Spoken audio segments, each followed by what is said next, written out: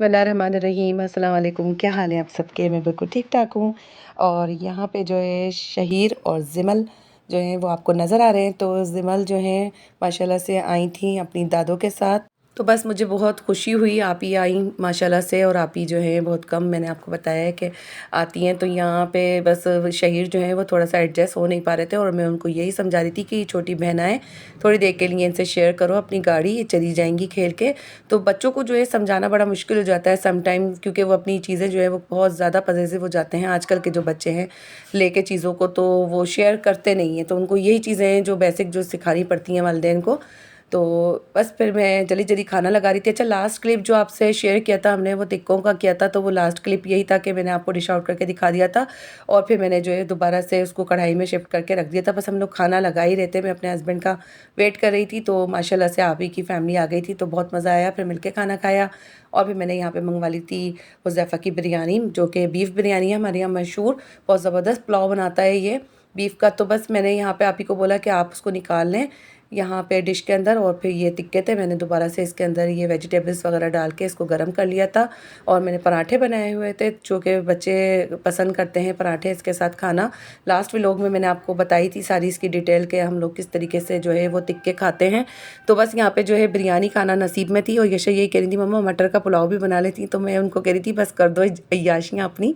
और वाकई में बच्चों की कहीं भी कभी कभार बात पूरी हो जाती है तो वो अय्याशी हो ही जाती है। तो बहरहाल थोड़ी-थोड़ी सी उन लोगों ने जो है वो खाना खा लिया था और वो लोग भी खाना खाकर ही आए थे घर से अपने थोड़ा बहुत। अच्छा, आपको जो है वॉइस ओवर में थोड़ी-सी आवाज़ पीछे से आ रही होगी तो ये जो दाल पफड़ी वाले भाई हैं ये बिल्कुल हमारे नीचे आ गए हैं और इनकी आवाज़ इतनी तेज़ आ रही थी तो मैं चुप हो गई थी और अगेन ये आवाज़ आपने सुन ही ली है। अच्छा जी, अब बारी आ जाती है अफ्तार की। तो अफ्तार में मैं इतना नहीं बना रही थी आज और मेरी तबीयत भी थोड़ी-सी सेट नहीं थी। तो बस मैंने बच्चों को यही कहा कि पकोड़े और जो ओह माय गॉड! तो आप लोग जो है इस वॉइस को एन्जॉय करें मेरी तरह।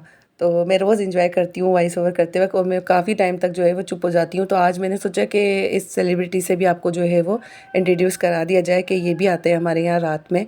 तो बहरहाल सबका अपना-अपना काम है, बेचारे रोज़ी-रोज़गार के लिए निकलते हैं, कोई इश्यू नहीं है। हम पाकिस्तान में रहते हैं और कोई मॉडर्न सोसाइटी में तो रहते नहीं हैं हम लोग। तो बस यही है हमारे पाकिस्तान का कल्चर भई। तो अच्छा जी, आ जाते हैं रेसिपी की तरफ। तो यहाँ पे जो है मैंने आलूओं को का जो बैटर है उसके अंदर डाली थी बंद गोभी, शिमला मिर्च, काली मिर्च और चिकन पाउडर डाल दिया था और हरी मिर्ची डाली थी, हरा धनिया डाल दिया था, साबुत कुटा धनिया और ज़ीरा ले लिया था भुना हुआ।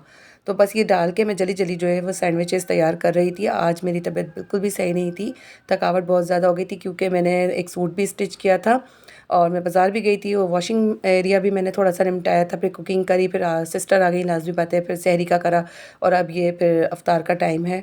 तो बस आपसे जो है जो भी मैंने बनाया मैंने कहा कि व्लॉग तो मुझे कंप्लीट करनी है क्योंकि आज मुझे रेसिपी देनी थी, लेकिन मैं बस मुझे रात को बहुत ज़्यादा थकन हो गई थी, तो इसलिए बस रेसिपी आपसे प्रॉपर शेयर नहीं करी मैंने। मुझे ये नहीं बनाने थे, लेकिन मैंने फिर ये तो इसलिए बनाए कि मुझे स्किप करने थे पकोड़े और दही बड़े, क्योंकि हम लोग जब ब्रेड के मैंने बताया था आपसे शेयर करी थी कि मैं जब सैंडविचेस वगैरह बना लेती हूँ तो मैं फिर ये चीज़ें स्किप कर देती हूँ, पकोड़े और दही बड़े वगैरह। तो माशाल्लाह से ये बच्चे खा लेते हैं और काफ़ी जो है वो फुलफ़िल होता है।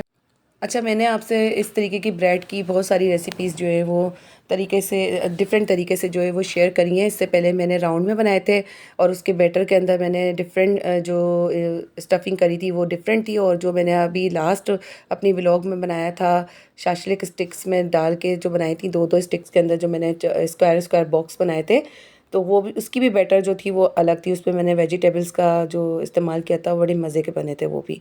उसमें मटर वगैरह थे और चिकन का जो था वो ज़्यादा था रेशो उसके अंदर। इसमें जो है ज़्यादातर जो है आलू होते हैं, चिकन मैंने श्रेड करके डाली थी इसके अंदर। अच्छा, मैं आपको बताना भूल गई, इसके अंदर चिकन की मैंने 2 बड़ी बोटियाँ भी ले ली थी, तो उसको मैंने श्रेडेड कर दिया था। तो बस यहाँ पे चिकन भी डाल दी थी और बहुत मज़े के बनते हैं ये आलू वेजिटेबल्स चिकन के साथ सैंडविचेस। अच्छा, सबसे पहले जब मैंने बनाए थे ना,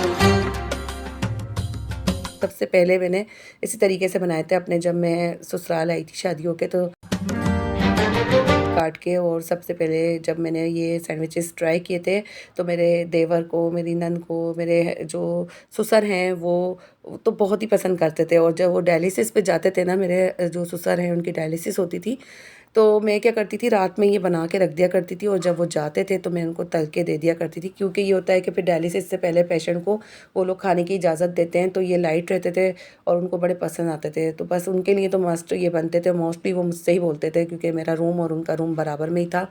तो बस वो याद आते हैं जब भी मैं ये वाले सैंडविचेस इस वाले ट्रायंगल शेप में बनाती हूँ तो बड़े याद आते हैं। वो बहुत मज़े से खाते थे क्योंकि इसमें स्पाइसेस भी कम थे और डायलिसिस पेशेंट को जो है वो मिर्ची वगैरह भी कम कर देते हैं। जिनके घर डायलिसिस पेशेंट हैं होंगे तो उनको तो पता ही होगा। वैसे भी जो है वो कोई भी बीमारी हो तो उसके अंदर सबसे पहले वो रेड मिर्च का ही मना कर दिया जाता है बहरहाल।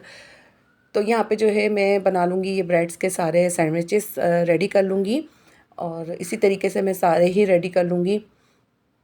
तो बस क्रिस्पी से ये फ्राई हो जाएंगे। ब्रेड क्रम्स लगा के अंडे में डिप करके ब्रेड क्रम्स लगा के आप लोग जो है इस तरीके से बना लें। और पकोड़े और कभी कभी जो है दही बड़े स्किप कर दिया करें, इस तरीके की लाइट बना लिया करें अफ्तारी, क्योंकि लाजमी बात है भाई, रमज़ानों में जो है वो लास्ट जो डेज़ चल रहे होते हैं उसमें बड़ा टफ़ टास्क हो जाता है सबके लिए, क्योंकि लाजमी बात है प्रॉपर अफ्तारी बनाना, फिर प्रॉपर खाना बनाना उसके बाद ही, और फिर गैस का इशू, बहुत कुछ चल रहा है, सब कुछ जो है ना बहुत यानी कि गड़बड़ चल रहा है सारा कुछ मामला, कुछ भी जो है ना वो डिसिप्लिन में नहीं आ पा रहा। फिर रात को जो है वो सहरी भी बनानी होती है, क्योंकि लाजमी बात है मेरे हस्बैंड तो सहरी करते ही करते हैं, खाना खा लें वो चाहे कितना भी लेट, तो वो सहरी के लिए 1 कप चाय और आधा पराठा ज़रूर बनवाते हैं। वो कहते हैं सुन्नत नबवी है, सहरी करना बहुत ज़रूरी है। तो अच्छा, जल्दी जल्दी मैं यहाँ पे समेटती भी जा रही थी काउंटर, और आज मैंने आपसे यही अपनी रूटीन शेयर करी कि मैंने आज क्या किया था।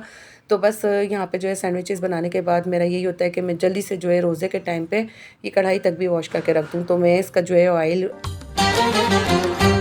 स्टैंड करके ना उसको भी धो के रख देती हूँ। मुझे किचन में बर्तन बहुत बुरे लगते हैं रोज़े इफ्तार के टाइम पे। फिर ये होता है कि ऑलरेडी जो है वो आपके इफ्तार के बर्तन इतने सारे जो है वो सिंक में फिलअप हो जाते हैं, तो फिर क्या होता है वो फिर टोकरी के अंदर भी बहुत ज़्यादा जो है वो फाइल अप हो जाते हैं बर्तन, तो उनको भी मैं रिमूव करके सारी टोकरी क्लीन करके फिर मैं जाके दस्तरखान पे बैठती हूँ। अच्छा जी, ये हमारी थी अफ्तारी, आज की सैंडविचेस एंड फ्रूट चाट, और साथ में जो है ठंडा करके रख दिया था जामे शीरी। तो जामे शीरी में यशा जो है लास्ट में बर्फ़ डाल देती है थोड़ी सी, क्योंकि बिल्कुल गर्मी हो गई है यहाँ पे, तो थोड़ी सी जो है वो बर्फ़ डलवा के मैं ठंडा करवा लेती हूँ यशा से। तो बस हम लोगों ने यही करी थी आज की अफ्तार। अच्छा जी, तो आज की व्लॉग को करते हैं यहीं एंड। अपना और अपने प्यारों का खास ख्याल रखिएगा। सानिया हमीद को अपनी दुआ में याद रखिएगा। मिलेंगे अगली व्लॉग में, जब तक के लिए अल्लाह हाफिज़।